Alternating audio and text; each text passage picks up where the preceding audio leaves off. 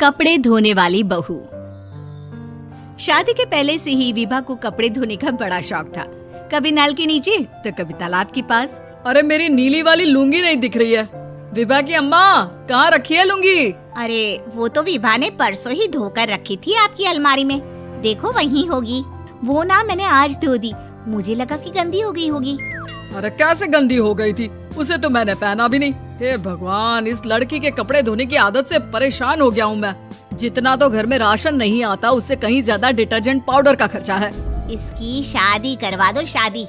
जाए अपने घर में ही करे काम, फिर चाहे घर के कपड़े धोने हो या पूरे गांव के। हाँ ठीक बोल रही हो, देखता हूँ मैं कोई लड़का। वो दिन भी आ जाता है जब विभा को देखने लड़के वाले आ जाते हैं। लड़की मुझे अच्छी लगी।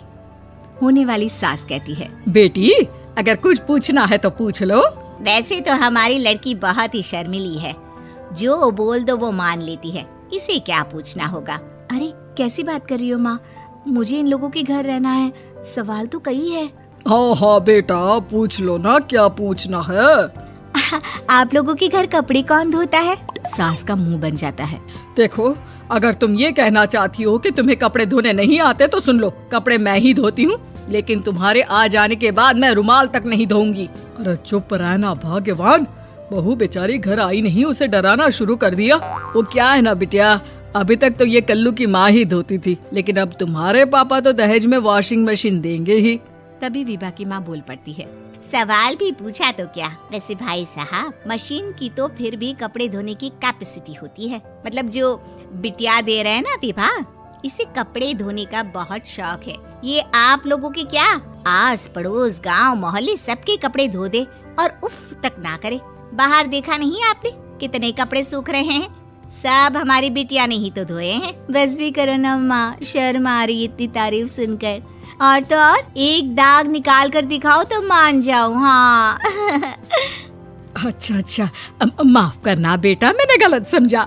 हमें तो रिश्ता बहुत पसंद है। और ऐसे जुड़ जाता है रिश्ता कपड़े धोने का शौक रखने वाली विभा का। उसकी शादी हो जाती है कोयला फैक्ट्री में काम करने वाले कल्लू के साथ। शादी के बाद अचानक विभा चिल्लाती हुई सास के पास आती है। सासू माँ, अरे सासू माँ कहाँ है आप?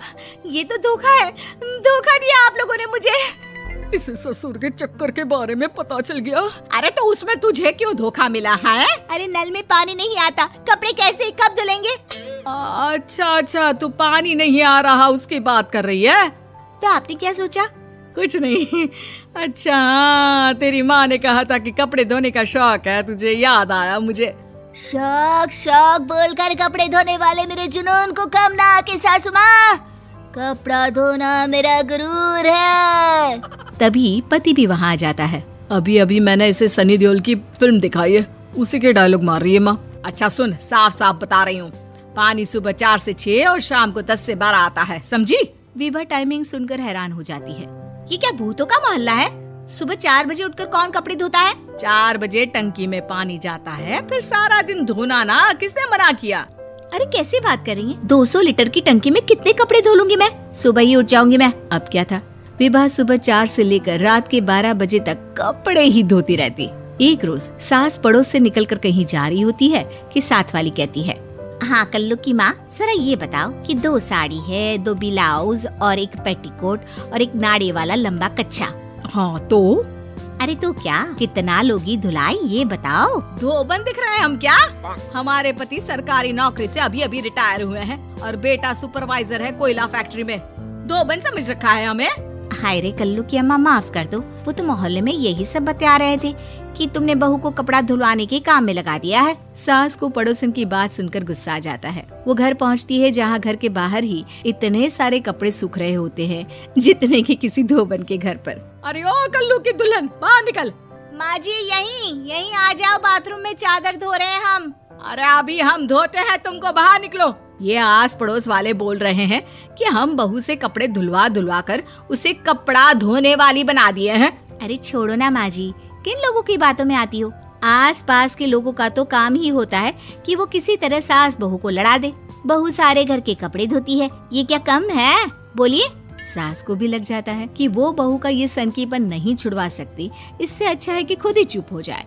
एक रोज सास और बहू मंदिर जाते हैं, जहाँ सास की साड़ी वहाँ खड़ी भीख मांगने वाली से मिलती है। माँ जी क्या बात है, आपकी साड़ी उस भिखारन से कितनी मिल रही है ना? हाँ हाँ देखो तो, दोनों की साड़ी मिल रही है। क्या बात है कल्लू की अम्मा, तुम खुद को तो अफसर की बीवी बताती हो और ऐसी सिंपल सी प्लेन साड़ी पहनकर घूमती हो।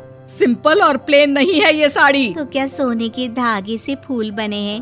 कुछ भी सासू माँ, कुछ भी। हाँ बने थे इस साड़ी में सोने के धागे से फूल। मेरे पति लेकर आए थे मद्रास से स्पेशली मेरे लिए 10,000 की। ताहे भाई साहब इस भिखारन के लिए भी सेम टू सेम साड़ी लेकर आए होंगे 10,000 की। सास उस वक्त तो कुछ नहीं कहती, लेकिन बहू के साथ घर आती है और अलमारी से एल्बम निकाल कर लाती है। ये साड़ी देख रही है, ये वही साड़ी है जिसे मैंने अभी पहना था। इस साड़ी में ये जो चमकदार फूल दिख रहे हैं ना, ये सोने के धागों से काढ़े गए हैं। लेकिन तू लोकल वॉशिंग मशीन ब्रश से घिस घिस कर सारे फूलों को निकाल कर साड़ी प्लेन कर दी। मुझे माफ कर दीजिए सासू माँ। और तो और, जब मैंने तुझे तेरी गलती के लिए कुछ नहीं कहा, लेकिन तूने तो सबके सामने मेरा मजाक ही बना दिया। क्यों? बहू को समझ में आ जाता है कि अब से उसका कपड़े धोना बंद। Thanks for watching. Please subscribe for more videos.